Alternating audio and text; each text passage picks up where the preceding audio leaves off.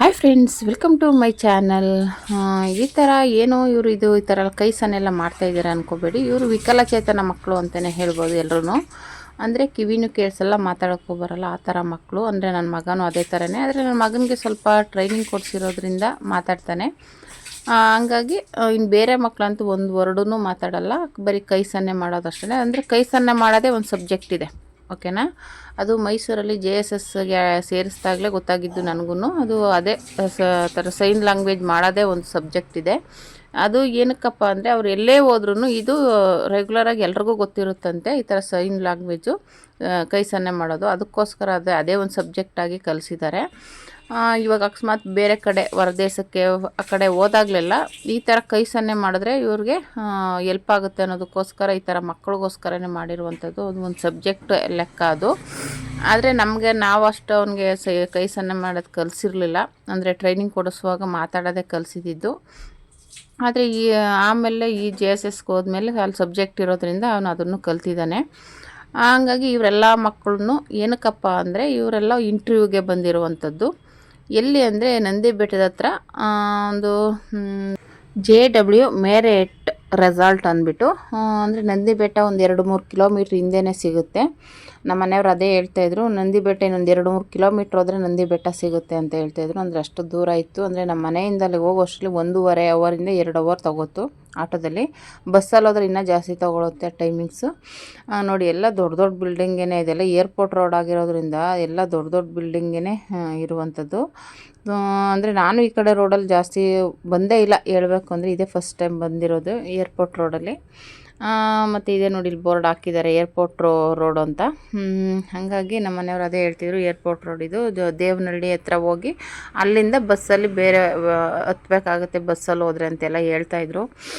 ಅಂದರೆ ಸದ್ಯ ನಮ್ಗೆ ಆಟೋ ಇರೋದ್ರಿಂದ ತೊಂದರೆ ಇಲ್ಲ, ಆರಾಮಾಗಿ ಟೈಮಿಂಗ್ಸ್ ನೋಡಿಕೊಂಡು ಎಷ್ಟು ಅವರ್ ಆಗುತ್ತೆ ಅಲ್ಲಿಗೆ ಹೋಗೋಕ್ಕೆ ಅಂದ್ಬಿಟ್ಟು ಇಷ್ಟು ಅವರಲ್ಲಿ ಹೋಗ್ಬೋದು ಅಂತ ಹೇಳ್ಬಿಟ್ಟು.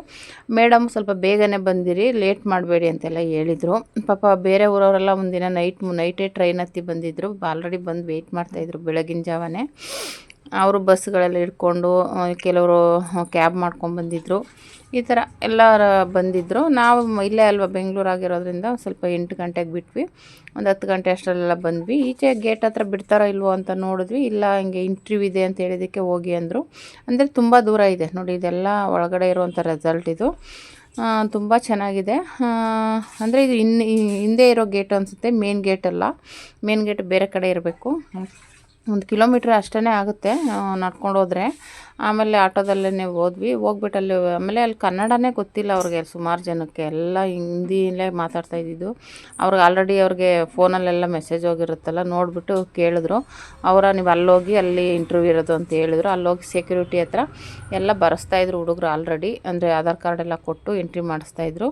ನೋಡಿ, ಇದೆಲ್ಲ ಎಂಟ್ರಿ ಮಾಡಿಸ್ತಾಯಿದ್ರು. ಮತ್ತು ನಾವು ಹಂಗೇ ಎಂಟ್ರಿ ಮಾಡಿಸಿ ಆಧಾರ್ ಕಾರ್ಡ್ ಎಲ್ಲ ಕೊಟ್ಬಿಟ್ಟು ಎಂಟ್ರಿ ಮಾಡಿಸ್ಬಿಟ್ಟು ಕಾರ್ಡ್ ಕೊಡ್ತಾಯಿದ್ರು. ಈಸ್ಕೊಂಡು ವೆಯ್ಟ್ ಮಾಡ್ತಾಯಿದ್ವಿ.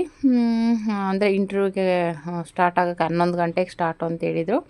ಮತ್ತು ಕೆಲವರು ತಿಂಡಿ ಮಾಡಿರಲಿಲ್ಲ, ಅಂದರೆ ಅಲ್ಲೆಲ್ಲೂ ತಿಂಡಿ ಸಿಗಲಿಲ್ಲ. ಹೊರಗಡೆ ಹೋಗಿ ತಿಂಡಿ ಮಾಡಿಕೊಂಡು ಆಮೇಲೆ ಬಂದು ಕೂತ್ಕೊಂಡಿದ್ರೆ ನಿದ್ದೆ ಬರ್ತಾಯಿತ್ತು. ಆ ಕಡೆಯಿಂದ ಈ ಕಡೆಗೆ ಓಡಾಡಿಕೊಂಡು ಇದ್ವಿ. ಆಮೇಲೆ ಹುಡುಗರೆಲ್ಲ ಹೋಗಿದ್ರು ಇಂಟರ್ವ್ಯೂಗೆ.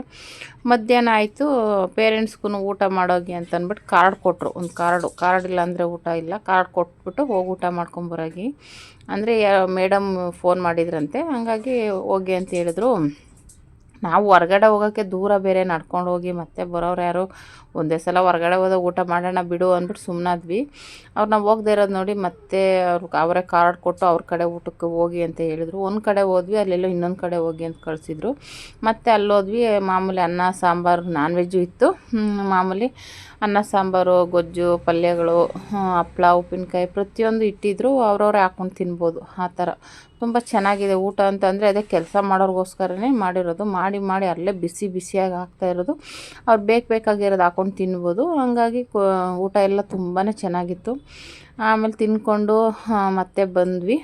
ಆಮೇಲೆ ಅದೇ ಅಂದ್ಕೊಂಡ್ವಿ, ನಮ್ಮ ಹುಡುಗರಿಗೂ ಅಕಸ್ಮಾತ್ ಕೆಲಸ ಸಿಕ್ಕಿದ್ರೆ ತುಂಬ ಚೆನ್ನಾಗಿರುತ್ತೆ ಸೆಲೆಕ್ಟ್ ಆದರೆ ಅಂತ ಮಾತಾಡಿಕೊಂಡು ಊಟ ಎಲ್ಲ ತಿಂದ್ಕೊಂಡು ಬಂದ್ವಿ.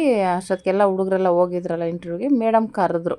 ಬನ್ನಿ ಪೇರೆಂಟ್ಸನ್ನು ಕರೆದ್ಬಿಟ್ಟು ಅಂದರೆ ಆ ಮಕ್ಕಳನ್ನೆಲ್ಲ ಒಬ್ಬ ಮೇಡಮ್ ಕರ್ಕೊಂಡೋಗಿದ್ದಾರೆ. ಅಂದರೆ ಅವ್ರು ಓದ್ತಾ ಇದ್ದದ್ದು ಹತ್ರ ಇದ್ರಲ್ಲ ಆ ಮೇಡಮ್, ಅಲ್ಲಿ ನೀವು ನಿಮ್ಮನ್ನು ನಮ್ಮ ಪೇರೆಂಟ್ಸನ್ನು ಕರ್ಕೊಂಡೋಗಿ ಅವ್ರಿಗೆ ಹೇಳ್ತಾಯಿದ್ರು ಮಕ್ಕಳದೆಲ್ಲ ಈ ಥರ ಇದೆ ಅಂತ. ಆಮೇಲೆ ಅವರು ಮೇಲ್ಗಡೆ ಎಲ್ಲ ಕರ್ಕೊಂಡೋಗಿ ತೋರಿಸಿದಾರಂತೆ. ಫುಲ್ಲು ರೆಸಾರ್ಟಲ್ಲಿ ಅವ್ರಿಗೆ ಏನೇನು ಕೆಲಸ ಸಿಗ್ಬೋದು ಈ ಥರದ್ದೆಲ್ಲ ನೋಡ್ಕೊಳ್ಳಿ ಅಂತ ಏನೋ ತೋರಿಸ್ಕೊಂಡು ಕರ್ಕೊಬಂದಿದ್ದಾರೆ.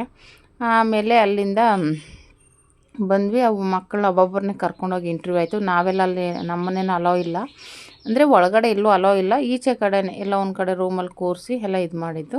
ಮತ್ತು ನೋಡಿ ಇದೆಲ್ಲ ಬರೀ ಕಾರ್ ನಿಲ್ಸೋಕ್ಕೆ ಅಂತಲೇ 2 ಸ್ಟೆಪ್ ಇದೆ ಕೆಳಗಡೆ. ಇದು ಅಂಡರ್ಗ್ರೌಂಡ್ ಒಳಗಡೆ ಬರುತ್ತೆ. ಅಂದರೆ ಇವಾಗೆಲ್ಲ ಬಿಲ್ಡಿಂಗ್ಗಳು ಮೇಲ್ಮೇಲೆ ಹೋದರೆ ಇದು ಕೆಳಗಡೆ, ಮೇಲ್ಗಡೆ ಫಸ್ಟು ಒಂದು ಇದೆ, ಅದ್ರ ಕೆಳಗಡೆ ಒಂದು ಈ ಥರ ಫುಲ್ಲು ಗಾಡಿ ನಿಲ್ಸೋಕ್ಕೆ ಮಾಡಿದ್ದಾರೆ. ಆಮೇಲೆ ಅದ್ರ ಕೆಳಗಡೆ ರೂಮ್ಗಳಿದ್ದಾವೆ. ಆಮೇಲೆ ಅಲ್ಲೆಲ್ಲ ಆಯಿತು, ಮೀಟಿಂಗ್ ಆಯಿತು, ಎಲ್ಲ ಓಕೆ ಮಾಡಿದ್ದಾರೆ. ಆಮೇಲೆ ಅದರಲ್ಲಿ 2 ಹುಡುಗರನ್ನೇನೋ ರಿಜೆಕ್ಟ್ ಆಯಿತು. ಅಂದರೆ ಏಜ್ ಕಡಿಮೆ ಆಗಿದೆ, ಅಂದರೆ ಏಜ್ ಇದೆ, ಅವ್ರು ಬರ್ಸಿರೋದು ಆ ಥರ 1 ವರ್ಷ ಹಿಂದೆ ಬರ್ಸಿದ್ದಾರೆ 1ನೇ ಕ್ಲಾಸಲ್ಲಿ ಸೇರಿಸ್ಬೇಕಾದ್ರೆ. ಆಮೇಲೆ ಅವರು ಏಜ್ ಕಡಿಮೆ ಆಗಿದೆ ಹಂಗೆಲ್ಲ ತಗೊಳಕ್ಕಾಗಲ್ಲ ಅಂದರು. ನೆಕ್ಸ್ಟ್ ಆಗಲೇ ಅದು 18 ವರ್ಷ ತುಂಬಿದ್ಮೇಲೆ ತಗೊಳ್ತಾರೆ ಅಂತ ಹೇಳಿದರು. ಆಮೇಲೆ ಟೀ ಕುಡ್ಕೊಂಡು ಹೊರಡೋಣ ನಡೀರಿ ಅಂದ್ಬಿಟ್ಟು ಮೇಡಮ್ ಹೇಳಿದ್ರು. ಅಲ್ಲಿ ನೋಡಿ ಟೀ ಎಲ್ಲ ಅವ್ರವರೇ ತೊಗೊಂಡು ಅವ್ರಿಗೆ ಏನೇನು ಬೇಕು ಬಿಸ್ಕೆಟು ಸ್ನ್ಯಾಕ್ಸ್ ಎಲ್ಲ ಇಟ್ಟಿರ್ತಾರೆ. ಅವ್ರಿಗೇನೇನು ಬೇಕು ಹಾಕ್ಕೊಂಡು ಪ್ಲೇಟ್ಗೆ ಟೀ ಕಾಫಿ ಶುಗರ್ಲೆಸ್ ಎಲ್ಲ ಇದೆ, ಏನು ಬೇಕು ಅದು ಹಾಕ್ಕೊಂಡು ಕುಡಿಬೋದು. ಟೀ ಅಂತೂ ಸೂಪರಾಗಿತ್ತು. ಆಮೇಲೆ ಒಂದು ಚೂರು ಸಕ್ಕರೆ ಜಾಸ್ತಿ ಇಲ್ಲ ಕಡಿಮೆ ಅನ್ನೋ ಥರ ಎಲ್ಲ ಅಷ್ಟು ಪರ್ಫೆಕ್ಟಾಗಿತ್ತು. ನಾನು ಅದೇ ಅಂದ್ಕೊಂಡೆ ಹಿಂಗೆ ಮಾಡಿದ್ರೂ ಒಂಚೂರು ಜಾಸ್ತಿ ಕಡಿಮೆ ಆಗುತ್ತೆ, ಎಷ್ಟು ಚೆನ್ನಾಗಿ ಮಾಡಿದಾರಲ್ಲ ಅಂತ ಅಂದ್ಕೊಂಡು ಎಲ್ಲ ಮುಗಿಸ್ಕೊಂಡು ಬಂದ್ವಿ. ಇಲ್ಲಿ ಬಂದು ಮೇಡಮ್ ಒಂದು ಫೋಟೋ ತಗೊಳ್ಳೋಣ ಎಲ್ಲರೂ ನೀನು ಇರಿ ಅಂದ್ಬಿಟ್ಟು ಎಲ್ಲ ಮಾತಾಡಿಕೊಂಡು ಚೆನ್ನಾಗಾಯಿತು. ಒಟ್ಟಿನಲ್ಲಿ ಹೆಂಗೋ ಮುಗಿಸ್ಕೊಂಡು ಹೋಗಿ ನೆಕ್ಸ್ಟ್ ಅವ್ರನ್ನ ಸೇರಿಸ್ಬೇಕಾದ್ರೂ ಹಂಗೆ ಬಂದು ಸೇರಿಸಿ ಅಂತ ಹೇಳಿದ್ರು. ಆಯಿತು ಹಾಗೆ ಮಾಡೋಣ ಮೇಡಮ್ ಅಂದ್ಬಿಟ್ಟು ಒಂಥರ ಖುಷಿ ಆಯಿತು ನಮಗೂ. ಈ ಥರ ಮಕ್ಕಳಿಗೆ ಒಂದು ಕೆಲಸ ಸಿಗೋದೇ ಕಷ್ಟ, ಆದರೂ ಇವರು 2-3 ಸಲ ಹೋದ್ರೂ ನಮ್ಮ ಹುಡುಗಂದು ರಿಜೆಕ್ಟ್ ಆಗ್ತಾಯಿತ್ತು. ಹಂಗಾಗಿ ಈ ಸಲ ಸ್ವಲ್ಪ ಆಗುತ್ತೋ ಇಲ್ವೋ ಅನ್ನೋ ಟೆನ್ಷನ್ನೇ ಇತ್ತು. ಏನೋ ಒಂದು ಕೆಲಸ ಅಂತ ಆಗ್ಬಿಟ್ರೆ ಅವ್ರ ಕಾಲ ಮೇಲೆ ಅವ್ರು ನಿಂತ್ಕೊಬಿಟ್ರು ಅಂದರೆ ಒಂಥರ ಖುಷಿ ಆಗುತ್ತೆ. ಅದಕ್ಕೋಸ್ಕರ ವಿಕಲಚೇತನ ಮಕ್ಕಳಾಗಿರೋದ್ರಿಂದ ಸ್ವಲ್ಪ ಟೆನ್ಷನ್ ಆಗುತ್ತೆ ಈ ರೀತಿ. ಅದು ನಾರ್ಮಲ್ ಮಕ್ಕಳಾಗಿದ್ರೆ ಟೆನ್ಷನ್ ಇರ್ತಿರ್ಲಿಲ್ಲ. ಈ ಥರ ಮಕ್ಕಳು ಅಂದಾಗ ಎಲ್ಲರಿಗೂ ಜವಾಬ್ದಾರಿ ಇದ್ದೇ ಇರುತ್ತಲ್ವ. ಹಾಗಾಗಿ ಎಲ್ಲ ಫೋಟೋ ಗೀಟೋ ಇಟ್ಕೊಂಡು ಮೇಡಮು ತುಂಬ ಚೆನ್ನಾಗಿ ಮಾತಾಡಿಸ್ತಾರೆ. ಅವ್ರನ್ನಂತೂ ಎಷ್ಟು ಹೇಳಿದ್ರು ಹೊಗಳೋದ್ರು ಸಾಲಲ್ಲ, ಮಕ್ಕಳಿಗೆ ಅಷ್ಟು ಸಪೋರ್ಟ್ ಮಾಡ್ತಾರೆ. ಫಸ್ಟು ಅವ್ರಿಗೆ ಕೆಲಸ ಒಂದು ಆಗಬೇಕು ಅಂತ ಸಖತ್ ಕೇರ್ ಮಾಡ್ತಾರೆ. ತುಂಬ ಒಳ್ಳೆಯ ಟೀಚರು. ನಮ್ಗೆ ಇನ್ಫಾರ್ಮ್ ಮಾಡ್ತಾ ಇರ್ತಾರೆ, ಇಲ್ಲಿ ಕೆಲಸ ಇದೆ ಇಲ್ಲಿದೆ ಬನ್ನಿ ಕರ್ಕೊಬನ್ನಿ, ಅವ್ರಿಗೆ ಏನೇನು ತೊಗೊಬರ್ಬೇಕಂತ ಎಲ್ಲ ಇನ್ಫಾರ್ಮ್ ಮಾಡ್ತಾರೆ. ವಾಟ್ಸಪ್ಪಲ್ಲೇ ಕಳಿಸ್ದಾಗ ನಾವೆಲ್ಲ ಅದು ರೆಡಿ ಮಾಡಿಕೊಂಡು ಅವ್ರನ್ನ ಕರ್ಕೊಂಡು ಹೋಗಬೇಕು. ಅಲ್ಲಿ ಇಂಟರ್ವ್ಯೂವಲ್ಲಿ ಸೆಲೆಕ್ಟ್ ಆದರೆ, ಹೋದ ಸಲ ಒಂದು ಇಂಟರ್ವ್ಯೂಗೆ ಹೋಗಿದ್ವಿ, ಅಲ್ಲಿ 6 ಮಕ್ಕಳು ಸೆಲೆಕ್ಟ್ ಆದರು, ನಮ್ಮ ಹುಡುಗನೂ ರಿಜೆಕ್ಟ್ ಆಗಿದ್ದ. ಮತ್ತು ಇಲ್ಲೂ ಆಗುತ್ತೋ ಇಲ್ವೋ ಅನ್ನೋ ಟೆನ್ಷನ್ ಇತ್ತು. ಇಲ್ಲಿ 12 ಹುಡುಗರಲ್ಲಿ 2 ರಿಜೆಕ್ಟ್ ಆದ್ರೆ ಅಷ್ಟೇ, ಮಿಕ್ಕಿದವರೆಲ್ಲ ಸೆಲೆಕ್ಟ್ ಆಗಿದ್ದಾರೆ. ಊಟ ತಿಂಡಿ PG ಎಲ್ಲ ಅಲ್ಲೇ ಇರುತ್ತೆ ಅಂತ ಎಲ್ಲ ಹೇಳಿದ್ದಾರೆ. ಅಂದರೆ ಅದು ಅವರು ಮೀಟಿಂಗ್ ಏನೋ ಇತ್ತು ಮ್ಯಾನೇಜರ್ಗೆ, ಅದು ಇನ್ನು 2 ದಿನ ಬಿಟ್ಟು ಹೇಳ್ತಾರೆ, ನಾನು ಇನ್ಫಾರ್ಮ್ ಮಾಡ್ತೀನಿ ನಿಮಗೆ, ಆವಾಗ ಹೇಳ್ತೀನಿ ಅಂತ ಹೇಳಿದ್ರು ಮೇಡಮು. ಹಂಗಾಗಿ ಒಂದು ಸಮಾಧಾನ ಆಯಿತು, ಸೆಲೆಕ್ಟ್ ಆಗಿದ್ದಾರೆ ಅನ್ನೋದು ಒಂದು ಖುಷಿ ವಿಚಾರ ಆಯಿತು. ಹೆಂಗೋ ಅವ್ರ ಕಾಲ ಮೇಲೆ ಅವ್ರು ನಿಂತ್ಕೊಂಡ್ಬಿಟ್ರೆ ಸಾಕಾಗಿದೆ. ಇಷ್ಟು 3 ವರ್ಷ ಓದಿಸಿ ಮಾಡಿ ಸುಮ್ಮನೆ ಮನೇಲೇ ಇಟ್ಕೊಂಡಿರೋಕ್ಕೂ ಬೇಜಾರು, ಅಲ್ಲಿ ಇಲ್ಲಿ ಓಡಾಡೋಕ್ಕೂ ಬೇಜಾರಾಗುತ್ತೆ. ಹಾಗಾಗಿ ಇದು ಬಂದುಬಿಟ್ಟು ನಾವು ಅಲ್ಲಿ ಕೆಲವರು ಫೋಟೋ ಹಿಡ್ಕೊತಾಯಿದ್ರು ಅಲ್ಲಿ ಬಸ್ ಅವ್ರಿಗೆಲ್ಲ ಗಾಡಿಯವ್ರಿಗೆ ಹೇಳೋದಕ್ಕೆ JW ಮ್ಯಾರಿಯಟ್ ರೆಸಾರ್ಟ್ ಅಂದ್ಬಿಟ್ಟು. ಹಂಗಾಗಿ ನಾನು ಸ್ವಲ್ಪ ಹಂಗೆ ಹಿಡ್ಕೊಂಡಾದ್ರೆ ನಾವು ಆಟೋದಲ್ಲಿ ಬಂದಿದ್ದೀವಿ, ತೊಂದರೆ ಏನಿಲ್ಲ. ಆದರೆ ಪಾಪ ಅವ್ರಿಗೆ ಗೊತ್ತಿರಲ್ಲ ಅಡ್ರೆಸ್ಸು ಅನ್ನೋರಿಗೆ ಆ ಥರ ಫೋಟೋ ಹಿಡ್ಕೊಂಡು ಹೇಳಿದ್ರೆ ತೋರಿಸಿದ್ರೆ ಗೊತ್ತಾಗುತ್ತೆ ಅಂದ್ಬಿಟ್ಟು ತೊಗೊಂಡ್ರು. ಆಮೇಲೆ ಅವರೆಲ್ಲ ಮಾಮೂಲಿ ಬಸ್ಸಲ್ಲಿ ಹೋದರು ಪಾಪ ಎಲ್ಲರೂ.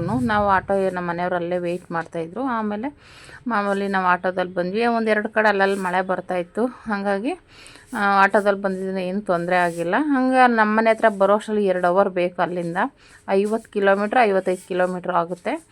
ಹಾಗಾಗಿ ಇನ್ನೇನು ಮಾಡೋಕ್ಕಾಗಲ್ಲ, ಹೋಗೋಣ ಅಂದ್ಬಿಟ್ಟು ಬಂದ್ವಿ. ಈ ಥರ ಸೆಲೆಕ್ಟ್ ಆಗಿದೆ. ಇನ್ನು ನೆಕ್ಸ್ಟು ಯಾವಾಗ ಕೆಲಸ ಅಂತ ಇನ್ನೂ ಹೇಳಿಲ್ಲ, ನೋಡೋಣ. ಅದು 2 ದಿನ ಬಿಟ್ಟು ಇನ್ಫಾರ್ಮ್ ಮಾಡ್ತೀವಿ ಅಂತ ಹೇಳಿದ್ದಾರೆ. ಹಿಂಗಾಗಿ ಹೆಂಗೋ ನನ್ನ ಮಗನಿಗೊಂದು ಕೆಲಸ ಸಿಕ್ತು ಅನ್ನೋದೇ ಒಂದು ಸಮಾಧಾನ. ಸುಮ್ಮನೆ ಮನೇಲಿ ಅಲ್ಲಿ ಇಲ್ಲಿ ಓಡಾಡ್ಕೊಂಡಿರೋ ಬದಲು ಅವ್ನು ಓದಿರೋದಕ್ಕೆ ತಕ್ಕನಾಗಿ ಒಂದು ಕೆಲಸ ಅಂತ ಆದರೆ ಒಂಥರ ನಮಗೂ ಖುಷಿಯಾಗಿರುತ್ತೆ.